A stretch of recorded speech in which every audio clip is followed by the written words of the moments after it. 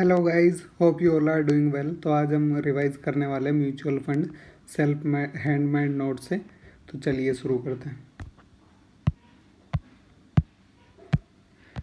सबसे पहले बात करते हैं कि म्यूचुअल फंड कितने तरीके के होते हैं। म्यूचुअल फंड दो तरीके के होते हैं, एक open ended and close ended. तो ओपन एंडेड क्या होते हैं? ओपन एंडेड जिसको लिस्टेड करने की कोई ज़रूरत नहीं होती वो ओपन एंडेड होते हैं। इन्वेस्टर इनमें कभी भी पैसा लगा सकता है एट एनी टाइम। और क्लोज एंड क्या होता है? इनको ये लिस्टेड होते हैं स्टॉक एक्सचेंज पे, और आप इनको सिर्फ स्टॉक एक्सचेंज से ही खरीद सकते हैं या फिर IPO जब आता है तो जब खरीद सकते हैं। नेक्स्ट बात करते हैं NAV कैसे निकलती है म्यूचुअल फंड की। तो market value of all assets let's outside liability को लेस कर देंगे तो NAV आ जाएगी म्यूचुअल फंड की। एक्सपेंस रेशियो कैसे निकलता है कि जो टोटल एक्सपेंस होता है जो एक म्यूचुअल फंड मैनेजमेंट कंपनी होती है उसका, divide by average NAV, opening plus closing divide by 2 करके, तो उससे डिवाइड करेंगे तो एक्सपेंस रेशियो आ जाएगा। रिटर्न ऑन म्यूचुअल फंड कैसे कैलकुलेट होता है? तो इसका फॉर्मूला है D1 plus CG1 plus NAV1 less NAV0 divide by NAV0 into 100। तो D1 यानी डिविडेंड, CG यानी कैपिटल गेन, NAV प्लस जो करंट NAV है वो, और NAV0 जिस पे आपने इन्वेस्ट किया था, तो इससे डिवाइड कर देंगे तो आपका रिटर्न ऑन म्यूचुअल फंड निकल के आ जाएगा। इसमें आपको एक चीज़ ध्यान रखनी है कि अगर डेटा चेंज हो रहा है, यूनिट अगर चेंज हो रही है, तो जो आपको ये NAV0 है, NAV1 है, ये पर यूनिट नहीं लेनी है, ये टोटल लेनी है आपको। सो इसका आपका ध्यान रखना है एग्ज़ाम में भी। एंड नेक्स्ट है कि रिटर्न कितना कमाना है म्यूचुअल फंड को कि वो इन्वेस्टर की एक्सपेक्टेशन को फुलफिल कर सके। तो उसके लिए एक फॉर्मूला है जो कि बहुत लॉजिकल है कि इसमें R2 कैसे निकाले। तो R1 क्या है कि जितना इन्वेस्टर ने पैसा लगाया, लेटेस्ट से 1 लाख रुपए मैं लगा रहा हूँ, तो मेरे म्यूचुअल फंड को कितना रिटर्न कमाना है कि वो मेरी एक्सपेक्टेशन को मीट कर सके। तो R1 को divide by 1 minus initial expense से कर देंगे। यानी कि से कोई ब्रोकर है जो पैसा लगाएगा म्यूचुअल फंड में, मैं ब्रोकर के थ्रू लगा रहा हूँ। तो अगर से मैंने 1 लाख रुपए लगाए तो ब्रोकर का कमीशन है 10%, तो म्यूचुअल फंड के पास जाएगा सिर्फ 90,000, तो उसको रिटर्न 90,000 पे कमाना है। तो इसलिए वो 1 माइनस इनिशियल एक्सपेंस कर दें plus recurring expenses. Recurring expenses यानी जो रिकरिंग खर्चे हैं म्यूचुअल फंड कंपनी के, वो ऐड कर देंगे। तो इतना तो मिनिमम उसको कमाना है। R1 यानी कि रिटर्न ऑफ इन्वेस्टर, मेरा रिटर्न से मेरे को 10% चाहिए। 1 लाख लगाए लेकिन कंपनी के पास, म्यूचुअल फंड कंपनी के पास 90,000 ही गए, 10,000 ब्रोकर ने ले लिए, तो 90,000 पे उसको 10% कमाना है, और उसके अलावा उसका जो खुद का खर्चा है वो कमाना है, तब जाके वो मेरी एक्सपेक्टेशन मीट कर पाएगा। ओके, आगे देखते हैं।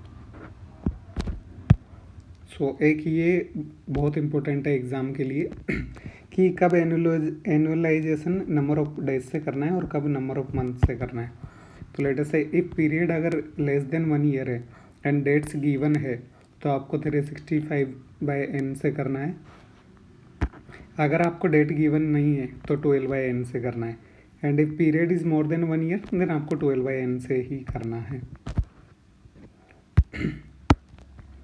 नेक्स्ट इज कितने टाइप के म्यूचुअल फंड के प्लान होते हैं। पहला होता है ग्रोथ प्लान। इसमें इन्वेस्टर को कोई ना तो डिविडेंड दिया जाता है ना बोनस इशू किए जाते। जो इशू होती है यूनिट वही बढ़ती रहती है, उसी में ग्रोथ होती रहती है, उसी की NAV बढ़ती रहती है। नेक्स्ट होता है डिविडेंड प्लान। इसमें डिविडेंड मिल जाता है आपको आपके बैंक अकाउंट में। एंड नेक्स्ट होता है डिविडेंड री इन्वेस्टमेंट प्लान।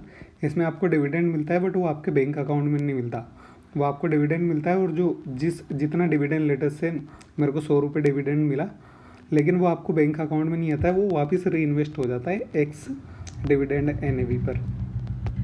नेक्स्ट होता है बोनस प्लान। इसमें आपको कोई ना डिविडेंड दिया जाता है ना कुछ दिया जाता है, इसमें आपको बोनस यूनिट इशू कर दी जाती है। नेक्स्ट है entry load and exit load. Entry load क्या होता है? जैसे गोल्ड की तरह है, जैसे सोना खरीदने जाते हैं तो जब खरीदते हैं तो हमेशा हमें महंगे पे दिया जाता है, तो NAV प्लस एंट्री लोड पे आपको मिलता है, और जब बेचने जाओगे तो NAV लेस एग्जिट लोड पे आपको मिलेगा। इसके और भी नाम है। एंट्री लोड को फ्रंट एंड लोड भी कहा जाता है और सेल एंड लोड भी कहा जाता है। एग्जिट लोड को purchase load and back and load भी कहा जाता है।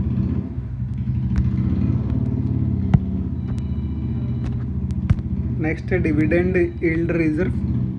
तो ये क्या होता है कि जैसे लेटेस्ट से मैंने 1 अप्रैल को पैसा लगाया था म्यूचुअल फंड में, और कोई मेरा फ्रेंड है वो 1 साल बाद मेरे से 1 साल बाद पैसा लगाना चाहता है। तो जो मैंने जो पैसा लगाया था लेटेस्ट से 100 रुपये पर एनएवी थी उसकी, और जब इस दौरान कंपनी में 1 साल में कंपनी ने कुछ कमाया तो उसकी वैल्यू बढ़ गई है। बट अब जब जो मेरा फ्रेंड है वो लगाएगा तो उससे कंपनी जो एनएवी थी जब मैंने लगाया था वो तो लेगी ही, प्लस एंट्री लोड लेगी, plus amount of dividend equalisation reserve ये भी लेगी जो कंपनी ने इस पीरियड के बीच में कमाया ना, जो अभी तक डिस्ट्रीब्यूट नहीं किया है तो उतने से ऐड करके लेगी। Next hedge fund. Hedge fund क्या होता है कि जो मैनेजर रहता है पोर्टफोलियो का वो कैसे चार्ज करते हैं, तो 2 तरीके के चार्ज लगते हैं, तो मैनेजमेंट फीस और प्लस इंसेंटिव। मैनेजमेंट फिक्स रहती है और इंसेंटिव वेरिएबल रहता है। फॉर एग्जांपल कि मान लो किसी ने 500 करोड़ लगाया एंड फीस है उसकी 2/10 एंड रिटर्न है 10%। तो जो मैनेजमेंट फीस है वो तो 500 करोड़ पे 2% डायरेक्ट आ जाएगी, ये वन टाइम फीस होती है। और जो अदर फीस है 10%, वो जब भी रिटर्न 10% या उससे ज़्यादा कमाएगा तो उसका 10% लेंगे। से लेटेस्ट से 50 करोड़ कमाए इसने, 550 हो गए हैं, तो जो 510 पहले कमाया था अब तो 10% से ज़्यादा नहीं हुआ था तो कोई फीस नहीं दी। अब 550 कमा लिया तो जो 40 का डिफरेंस है इसका 10% 4 करोड़, तो टोटल फीस हो जाएगी 14 करोड़। सॉरी। अब देखते हैं डिविडेंड री इन्वेस्टमेंट प्लान। ये बहुत इंपॉर्टेंट है, एग्ज़ाम में आता है मोस्टली ये। इसको यहाँ पे 2021 कर दीजिए कि लेटेस्ट से आपको प्रेजेंट अभी हम खड़े हैं 1 अप्रैल 2020 पे, और हमको एनएवी निकालनी है 31 मार्च 2021 की। तो ये कैसे निकालें? तो सबसे पहले आपको 31 मार्च 2020 की एनएवी निकाल लेनी है आज के दिन की। ये कैसे निकालेंगे? वही नॉर्मल जो फॉर्मूला है उससे निकाल लेंगे। ये सब डिटेल आपको गिवन रहेगी एग्ज़ाम में, तो इससे आप ये करंट डेट की एनएवी निकाल लेंगे। और तो फिर इसमें आपको डिविडेंड भी मिलेगा क्योंकि डिविडेंड री इन्वेस्टमेंट प्लान है, तो जो डिविडेंड जितना भी रहेगा उसको री इन्वेस्ट कर देंगे जो एनएवी आएगी इस फॉर्मूले से निकल के उस पर। तो नंबर ऑफ यूनिट इशूड आ जाएगी एंड देन टोटल यूनिट निकाल ले न्यू प्लस ओल्ड। तो आपको इस दिन 31 मार्च 2020 के दिन आपकी टोटल यूनिट आ जाएगी। नेक्स्ट स्टेप क्या होती है? बीच की डेट देगा कोई आपको किस दिन की एनएवी निकालनी है। तो इसमें आपको क्या करना है? कैलकुलेट करना है डिविडेंड कितना मिला, देन उसके बाद कैलकुलेट करना है यूनिट इशू कितनी हुई, क्योंकि आपको यहाँ की यूनिट पता है और आपको 31 मार्च 2021 की यूनिट पता है, तो इन दोनों का डिफरेंस लेंगे तो यहाँ पे कितनी यूनिट इशू हुई वो आपको मिल जाएगी। एंड देन आपको कुछ नहीं करना है, जितनी यूनिट इशू हुई उसको डिवाइड बाय कर देना है। हाँ dividend divide by unit issue कर देना है, तो आपको जो एनएवी आ जाएगी इस डेट की। एंड नेक्स्ट 31 मार्च के दिन आपको एनएवी निकालनी, तो ये टोटल निकालेंगे यहाँ पे क्योंकि यूनिट चेंज हो रही है बीच बीच में। तो एनएवी एज फर्स्ट एनएवी 1 जो इस डेट की है 31 मार्च 21 की, एनएवी 0 जो 31 मार्च 2020 की एनएवी है वो यहाँ पे ले लेंगे, divide by NAV 0 into 100 into 12/n, तो ये आपकी टोटल एनएवी आ जाएगी। तो म्यूचुअल फंड में बस इतना ही है। Thank you for watching the video, and video अच्छी लगी तो चैनल को सब्सक्राइब और वीडियो को लाइक करें। Thank you.